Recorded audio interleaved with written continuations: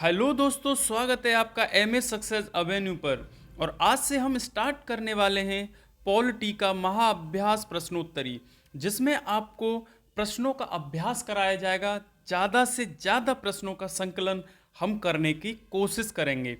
और आज भाग एक है। हर एक प्रतियोगी परीक्षा के लिए, चाहे छोटी से छोटी परीक्षा हो चाहे बड़ी से बड़ी परीक्षा, हर एक एग्जाम में पॉलिटी से क्वेश्चन पूछे ही जाते हैं। ठीक है, तो आपको तैयार रहना है।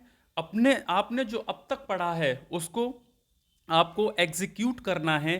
प्रश्नों के माध्यम से आपने अपनी जो तैयारी की है उसको जांचना है, और हमारे साथ ये एक एक करके जो पार्ट आने वाले हैं सारे पार्टों को कवर करना है। मैं विश्वास दिलाता हूं कि एक भी क्वेश्चन आपका बाहर नहीं जाएगा। ठीक है, चाहे कोई सा भी एग्जाम हो। अभी CHSL MTS के एग्जाम लगे हुए हैं, फॉरेस्ट गार्ड का भी आ गया यूपी वाला, चाहे दिल्ली वाला हो, ठीक है, MP पुलिस हो, चाहे यूपी लेखपाल आने वाला हो, PET हो, CET हो, हर एक में महत्वपूर्ण क्वेश्चन हैं जो हर एक के लिए रिलेवेंट साबित होंगे। चलिए स्टार्ट करते हैं आज भाग एक का पहला क्वेश्चन। क्वेश्चन नंबर एक, भारतीय संविधान की प्रस्तावना में धर्मनिरपेक्ष शब्द कब जोड़ा गया? तो ये आपको बता दें, इस क्वेश्चन का सही ऑप्शन हो जाएगा ऑप्शन नंबर 2। 42वां संविधान संशोधन 1976 में किया गया था। ये आपको बता दें कि सरदार स्वर्ण सिंह की समिति की सिफारिश पर 1976 में 42वां संविधान संशोधन किया गया। इसको लघु संविधान कहा जाता है। ठीक है, लघु संविधान 42वां संविधान संशोधन जो हुआ था उसको लघु संविधान कहा जाता है। चलिए नेक्स्ट क्वेश्चन, दुनिया के निम्नलिखित में से देश से भारतीय संविधान में राज्य के नीति निदेशक तत्वों को लिया गया है? तो आपको बता दें ये आयरलैंड के संविधान से राज्य के नीति निदेशक तत्वों को लिया गया है, जो हमारे DPSP हैं, directive principle for state policy. ठीक है, इनको कहाँ से लिया गया है? तो आयरलैंड के संविधान से। ये भारतीय संविधान के भाग 4 में आर्टिकल 36 से 51 तक दिए गए हैं। ठीक है, चलिए नेक्स्ट क्वेश्चन है आपका।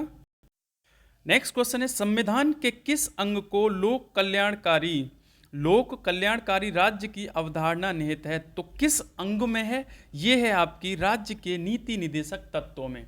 इस क्वेश्चन का ए ऑप्शन सही हो जाएगा। ठीक है, पहला ऑप्शन सही हो जाएगा। तो कहाँ पर है? DPSP के आर्टिकल 38 आर्टिकल 38 कहता है कि लोक कल्याणकारी राज्य बनाने के लिए, ठीक है, नीतियों में जो लोक कल्याणकारी नीतियां होंगी उनमें राज्य प्रोत्साहन देगा। ठीक है, चलिए नेक्स्ट क्वेश्चन है आपका, संघ क्षेत्रों जो यूनियन टेरिटरीज हैं, ठीक है, इनका प्रशासन किसके द्वारा होता है? क्वेश्चन बहुत ही ध्यान से पढ़िएगा, ऑप्शंस को और ध्यान से लगाइएगा। ठीक है, तो ये संघ क्षेत्रों का जो प्रशासन होता है वो चुनी हुई परिषद के द्वारा चलाया जाता है। इस परिषद को चुनने में मदद कौन करते हैं? तो वो करते हैं आपके राष्ट्रपति। तो इस क्वेश्चन का सही ऑप्शन हो जाएगा ऑप्शन नंबर ए, चुनी हुई परिषद के द्वारा। नेक्स्ट क्वेश्चन है आपका, भारत के राष्ट्रीय ध्वज के अशोक चक्र में कितनी तीलियां हैं? तो आपको बताना है कितनी तीलियां हैं। तो ये हैं आपकी 24 तीलियां हैं, यानी कि 24 तीलियां। जो अशोक चक्र है सारनाथ स्तंभ से लिया गया है। जो भारत का राजकीय चिन्ह है वो भी सारनाथ स्तंभ से लिया गया है। ठीक है, और इसी से क्या लिया गया है? राष्ट्रीय ध्वज में जो तीलियां हैं 24 तीलियां, उनको लिया गया है। ठीक है, राष्ट्रीय ध्वज की बात करें तो ये अपनाया जाता है 22 जुलाई 1947 को इसको अपनाया गया। ठीक है, इतनी बातें इसमें याद रखनी है। नेक्स्ट क्वेश्चन है आपका, कौन स्वतंत्र भारत के प्रथम वित्त मंत्री थे? तो आपको बता दें RK षणमुखम चेट्टी स्वतंत्र भारत के प्रथम वित्त मंत्री थे। जॉन मथाई की बात करें तो जॉन मथाई कौन थे? जॉन मथाई आपके प्रथम रेल मंत्री थे। ठीक है, लियाकत अली वित्त मंत्री थे, किसमें? अंतरिम सरकार में। ठीक है, नेक्स्ट क्वेश्चन आपका, क्वेश्चन नंबर, संघ क्षेत्रों का प्रशासन शायद रिपीट हुआ है, चुनी हुई सरकार, ये हमने कर लिया है। नेक्स्ट क्वेश्चन है आपका, कौन स्वतंत्र भारत का प्रथम मंत्री था? ये भी रिपीट हुआ है, RK Shanmukham Chetty. Next question आपका, कौन सा निम्नलिखित में से कौन सा अनुच्छेद 26 नवंबर 1949 को लागू हुआ था? तो आपको बता दें ये अनुच्छेद लागू हुआ था 388। जब 26 नवंबर 1949 को हमारा संविधान अंगीकृत, अधिनियमित और आत्मार्पित हुआ था, तो उसी समय 15 अनुच्छेदों को लागू कर दिया गया था, जिसमें 388 भी शामिल था। ठीक है, नेक्स्ट क्वेश्चन है आपका, क्वेश्चन नंबर है, भारत में राजनीतिक शक्ति का स्रोत है। तो भारत में राजनीतिक शक्ति का स्रोत है हम भारत के लोग, यानी कि हम लोग अर्थात जनता। हम भारत के लोग भारत को संपूर्ण प्रभुत्व संपन्न समाजवादी गणतंत्र राज्य बनाने के लिए, ठीक है, तो हम भारत के लोग, जो प्रस्तावना में कहा गया है, स्टार्ट कहाँ से होती है? हम भारत के लोगों से। ठीक है, तो भारत में राजनीतिक शक्ति का स्रोत क्या है? हम भारत के लोग। नेक्स्ट क्वेश्चन है आपका, भारतीय संविधान की प्रस्तावना में निम्नलिखित में से किसका उल्लेख नहीं है? क्वेश्चन बहुत ही केयरफुली पढ़ना है। ठीक है, तो नहीं है पूछा है, तो इसमें क्या है? न्याय है। ठीक है, न्याय, आर्थिक, सामाजिक, राजनीतिक न्याय और बंधुत्व की भावना है और समानता की बात कही गई है। और इसमें क्या नहीं है? तो वयस्क मताधिकार की बात नहीं है। ठीक है, तो इस क्वेश्चन का सही ऑप्शन हो जाएगा ऑप्शन नंबर 3।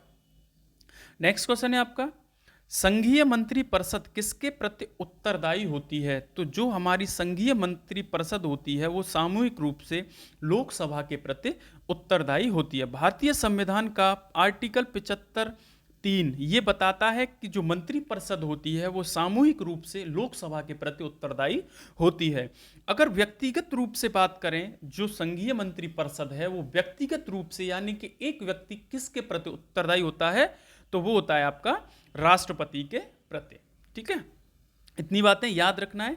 नेक्स्ट क्वेश्चन करते हैं, क्वेश्चन नंबर है, भारत संपूर्ण प्रभुत्व संपन्न लोकतांत्रिक गणराज्य कब बना? तो ये बना था आपका 26 नवंबर 1949 को, जिस दिन हमारा संविधान अंगीकृत, अधिनियमित और आत्मार्पित हुआ था, उसी दिन हम संपूर्ण प्रभुत्व संपन्न बन गए थे। ठीक है, नेक्स्ट क्वेश्चन है आपका, क्वेश्चन नंबर है, एकात्मक सरकार में समस्त शक्तियां किसके हाथ में होती हैं? जो एकात्मक सरकार होती है उसकी समस्त शक्तियां आपका केंद्रीय सरकार के हाथ में होती है। ठीक है, नेक्स्ट क्वेश्चन, पंचवर्षीय योजना का अनुमोदन और पुनर्निरीक्षण किसके द्वारा किया जाता है? तो अनुमोदन और पुनर्निरीक्षण किसके द्वारा किया जाता है? ये किया जाता है आपका राष्ट्रीय विकास परिषद के द्वारा। ठीक है, नेक्स्ट क्वेश्चन है आपका, किसी राज्य में अनुच्छेद 356 के तहत राष्ट्रपति शासन सामान्यतः अधिकतम कितनी अवधि के लिए लगाया जा सकता है?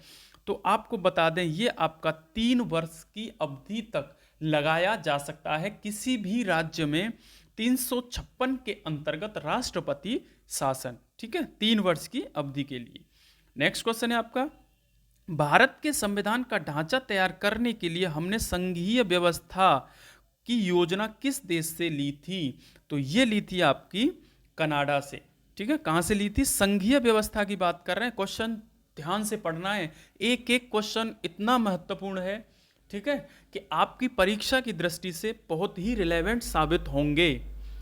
आपको बस ध्यान से क्वेश्चनों को लगाते जाना है। ठीक है, तो संघीय व्यवस्था कहाँ से ली गई है? कनाडा से। ठीक है, अगर मौलिक अधिकारों की बात करें तो वो यूएसए से है। ठीक है, और जो सदनात्मक, जो संसदीय व्यवस्था है, संसदीय व्यवस्था को कहाँ से लिया गया है? यूके से। ठीक है, नेक्स्ट क्वेश्चन है, हमारे संविधान में मूल अधिकार कहाँ से लिए हैं? तो ये आपके लिए हैं यूएसए से। ठीक है, यूएसए से मौलिक अधिकार लिए गए हैं। नेक्स्ट क्वेश्चन है आपका, द्विसदनीय व्यवस्था निम्न में से किस सरकार की विशेषता है? तो द्विसदनीय व्यवस्था आपकी संघीय सरकार की विशेषता है। ठीक है, संघीय सरकार की विशेषता है। चलिए नेक्स्ट क्वेश्चन करते हैं, शक्तियों का विभाजन और स्वतंत्र न्यायपालिका, शक्तियों का विभाजन और स्वतंत्र न्यायपालिका किसकी 2 महत्वपूर्ण विशेषताएं हैं? तो ये है आपकी सरकार का संघीय स्वरूप। सरकार का संघीय स्वरूप को दर्शाता है कि शक्तियों का विभाजन भी है और स्वतंत्र न्यायपालिका भी निहित है। ठीक है, तो इस क्या हो जाएगा? सरकार की संघीय स्वरूप। नेक्स्ट क्वेश्चन है आपका, देश के सभी नागरिकों को एक विशिष्ट पहचान संख्या प्रदान करने की केंद्र सरकार की महत्वाकांक्षी योजना का नाम है। तो ये है आपका आधार। जो आधार कार्ड बना था वो यूनिक आईडी नंबर दे करके सभी नागरिकों को अलग अलग तरीके से विशिष्ट पहचान संख्या दी गई थी। ठीक है, तो कौन सी योजना के तहत? आधार योजना के तहत।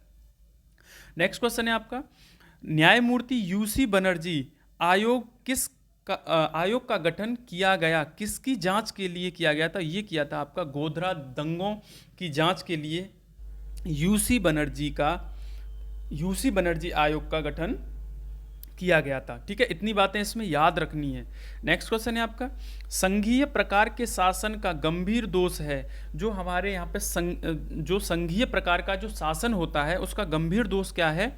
कि पृथक्करण का खतरा रहता है। उसमें जो शासन जो होता है वो एक में निहित होता है ना, एकात्मकता की ओर झुकाव हो जाता है। उसमें जो पृथक्करण है शक्तियों का, उसमें खतरा पैदा हो जाता है। ठीक है, तो संघीय प्रकार का यह गंभीर दोष माना जाता है, पृथक्करण का खतरा। नेक्स्ट क्वेश्चन है आपका, दोहरी नागरिकता निम्नलिखित में से किसकी विशेषता है? तो जो दोहरी नागरिकता है वो किसकी विशेषता है? वो आपकी संघीय सरकार की विशेषता है। ठीक है, संघीय सरकार की। आज का ये आखिरी क्वेश्चन था। ठीक है, आखिरी क्वेश्चन है और आशा करता हूं आपके लिए क्वेश्चन बहुत ही हेल्पफुल साबित होंगे। अगर आपने अभी तक हमारे चैनल को सब्सक्राइब नहीं किया है तो चैनल को सब्सक्राइब कीजिएगा और ज़्यादा से ज़्यादा लाइक कीजिएगा, कमेंट भी कीजिएगा कि कैसी लगी वीडियो, अगर आपके लिए हेल्पफुल साबित होने वाली है तो। और ज़्यादा से ज़्यादा शेयर कीजिए। ठीक है, तो आज के लिए इतना ही। कल और पार्ट लाएंगे, डेली हम एक एक पार्ट इसमें ऐड करते जाएंगे। पॉलिटी का महाअभ्यास प्रश्नोत्तरी, जिसमें प्रश्नों की संख्या कोई संख्या नहीं होगी। ठीक है, बस मेहनत करते जाना है, अभ्यास करते जाना है, जो आपने अब तक पढ़ा है उसको ज़्यादा से ज़्यादा एग्जीक्यूट करना है। ठीक है, ताकि एग्ज़ाम में बैठो तो ये ना महसूस हो कि ये हमसे नहीं हुआ। तो आशा करता हूँ आपके लिए आज ये क्वेश्चन बहुत महत्वपूर्ण साबित होंगे। ठीक है, जय हिंद।